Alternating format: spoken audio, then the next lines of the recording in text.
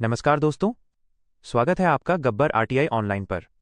आज हम बात करेंगे भारत के नए आपराधिक कानून भारतीय न्याय संहिता 2023 बीएनएस 2023 की धारा 34 और धारा 35 की आसान भाषा में विस्तार से और उदाहरण सहित। तो चलिए शुरू करते हैं। भारतीय न्याय संहिता 2023 भारत का नया दंड संहिता पैनल कोड है जो 1 जुलाई 2024 से लागू हो चुका है।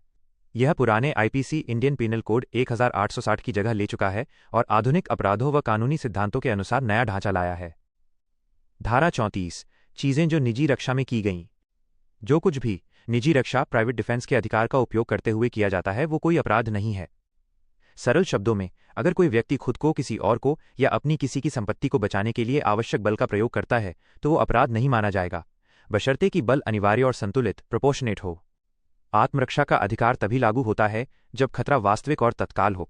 उपयोग किया गया बल आवश्यक और उचित होना चाहिए, न कि अत्यधिक या बदले की भावना से। अगर खतरा गुजर चुका है तो आत्मरक्षा का दावा लागू नहीं होगा।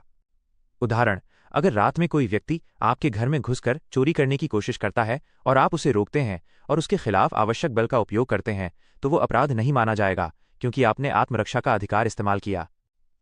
धारा 35 शरीर और संपत्ति की रक्षा का अधिकार। हर व्यक्ति को धारा 37 में दिए गए प्रतिबंधों के अधीन अपने या किसी दूसरे व्यक्ति के शरीर और संपत्ति की रक्षा करने का अधिकार है। यह धारा स्पष्ट करती है कि आत्मरक्षा सिर्फ शरीर तक सीमित नहीं है, यह संपत्ति की रक्षा का भी अधिकार देती है जब उस पर हमला जैसे कि चोरी, डकैती, शरारत या आपराधिक अत्याचार हो रहा हो या उसका प्रयास हो रहा हो। धारा 35 के दो मुख्य भाग। 1. शरीर की रक्षा। आप खुद या किसी अन्य व्यक्ति के शरीर को किसी ऐसे अपराध से बचा सकते हैं जो शारीरिक नुकसान पहुंचा सकता है। 2. संपत्ति की रक्षा। आप अपनी या किसी दूसरे की चल या अचल संपत्ति की रक्षा कर सकते हैं अगर कोई उस पर हमला कर रहा है, जैसे चोरी, डकैती, शरारत या आपराधिक अत्याचार। ध्यान दें, यह अधिकार भी इस बात पर निर्भर करता है कि बल कितना अनुपातिक या आवश्यक था। अतिरंजित प्रतिक्रिया अपराध बन सकती है। आत्मरक्षा तभी मान्य होती है जब खतरा वास्तविक, तत्काल और अनिवार्य हो। गलत आरोप, बदले की मानसिकता या गैर आवश्यक बल का प्रयोग अपराध माना जा सकता है। बल का प्रयोग केवल उतना ही होना चाहिए जितना कि खतरे को टालने के लिए आवश्यक हो। दोस्तों, बीएनएस 2023 में धारा 34 और 35 ने आत्मरक्षा के अधिकार को बाकायदा कानून के दायरे में रखा है।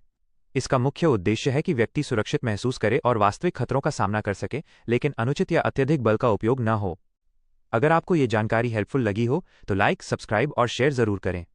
गब्बर आरटीआई ऑनलाइन के साथ जुड़े रहें। अगली वीडियो में हम और भी कानून की आसान व्याख्या करेंगे। कमेंट में बताइए कि आप अगली बार किस कानून पर वीडियो चाहते हैं।